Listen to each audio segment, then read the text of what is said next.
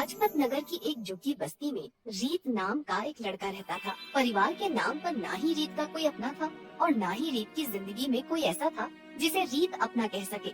यही लाजपत नगर के अनाथालय में रीत की आंख खुली थी, जहां उसे पाल पोस कर बड़ा किया गया। अनाथ आलय की चार दीवारी जब रीत से बर्दाश्त नहीं हुई तो 18 साल का होने पर रीत वहां से भाग आया और वही झुग्गी बस्ती में रहने लगा।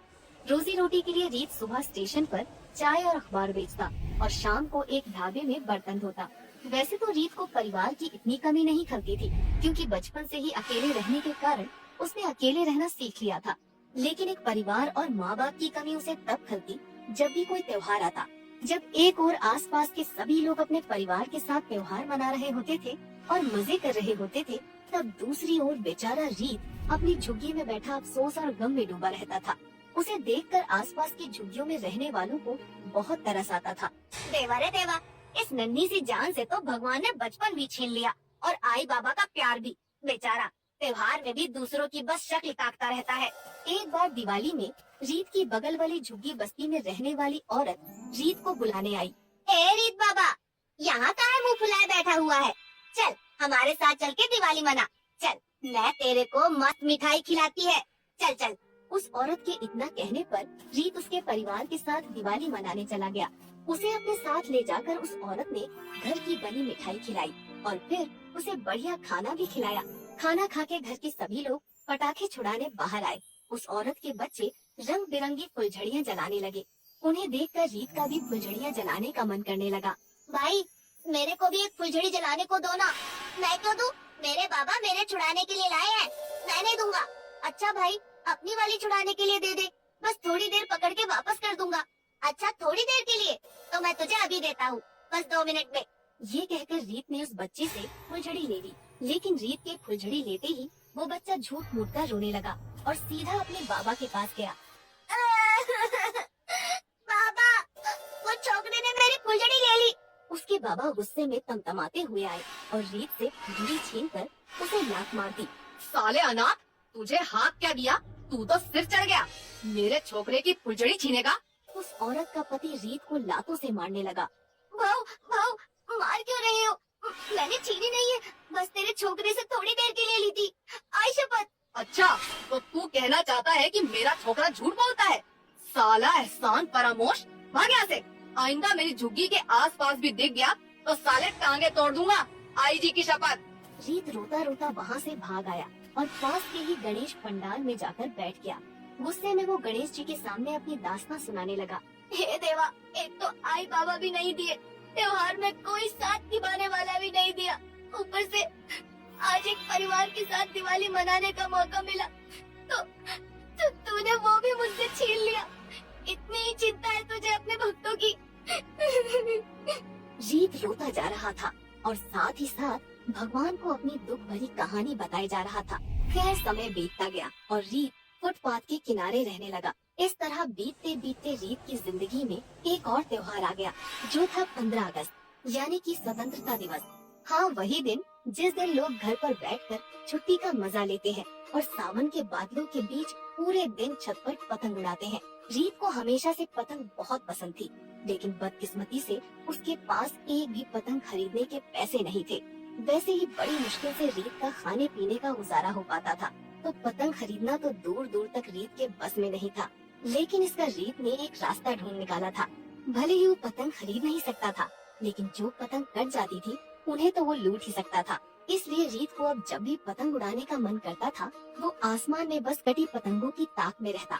जैसे ही कोई पतंग कटती, रीत बिजली की तरह उसके पीछे दौड़ पड़ता और उससे जुड़े थोड़े से मांझे के हिस्से से ही पतंग उड़ा लेता था। एक दिन ऐसे ही आसमान में रीत को एक बहुत सुंदर हरी पतंग दिखी, जो कट के हवा में लहरा रही थी। रीत को हर हाल में वो पतंग चाहिए थी। रीत दौड़ता दौड़ता उसके पीछे गया और बहुत दूर तक उसका पीछा करता गया। आखिरकार रीत ने उस पतंग को पकड़ ही लिया और उसे लेकर वापस आने लगा। तभी रास्ते में उसे 3 लोग बाइक पर दिखे, जो बाइक से उतरकर उसके रास्ते में खड़े हो गए। भाऊ, रास्ते से हटने का ना, मेरे को जाने का है। अरे ओ छोकरे, चले जाना, लेकिन पहले ये पतंग तो देता जा। नहीं भाऊ, ये बेचने के लिए नहीं है, ये मैंने पकड़ी है पतंग। हमारी पतंग है ये, इतना ही शौक है तो खुद की पतंग खरीद जाके। लेकिन भाऊ, पतंग तो मैंने पकड़ी है ना, तो अब ये मेरी हुई। ए छोकरे, तू ऐसे नहीं मानेगा, समझाओ रे इसको अच्छे से। ये कहकर वो लोग रीत को मार मार कर उससे पतंग छीन लेते हैं। रीत रोते रोते अपने आप को झाड़ कर उठा और दूर एक सड़क के किनारे जाकर बैठकर रोने लगा। तभी अचानक रीत के बगल में एक पतंग कटकर अपने आप गिर गई। रीत को नहीं पता था कि ये पतंग किसकी थी, क्योंकि इसमें तो डोर ही नहीं थी और ये वाली पतंग तो पहले वाली से भी सुंदर थी। सुनहरी रंग की बिल्कुल सोने की तरह पतंग, लेकिन वो पतंग बहुत भारी थी। रीत को भी ये देखकर बहुत हैरानी हुई कि इतनी भारी पतंग हवा में कैसे उड़ रही है। खैर रीत उसे लेकर अपने सड़क किनारे के टेंट में ले गया और उसे देखने लगा। पतंग को वो देख ही रहा था कि अचानक उससे पतंग की नोक का हिस्सा टूट गया। रीत को ये देखकर हैरानी हुई कि कागज की जगह वो पतंग किसी धातु की बनी हुई थी। अरे ये कैसी अजीब पतंग है, इसके सुनहरे रंग से तो ये सोने की लग रही है। नहीं नहीं, ऐसे ही किसी ने रंग चढ़ा दिया होगा, लेकिन एक बार इसे कल सुनार से दिखवा लेता हूँ। रीत अगले दिन वो नोक का टुकड़ा लेकर सुनार के पास गया। सुनार ने उस टुकड़े को सोने की जांच करने वाले पत्थर पर घिस कर देखा। अरे छोकरे, तेरे हाथ इतना खरा सोना कहाँ से लग गया? चोरी किया है क्या? नहीं नहीं भाऊ, मेरी माँ का है, ये असली सोना है। अरे 24 कैरेट खरा सोना है, बेचेगा? हाँ भाऊ, असल में पैसे की बहुत तंगी चल रही है।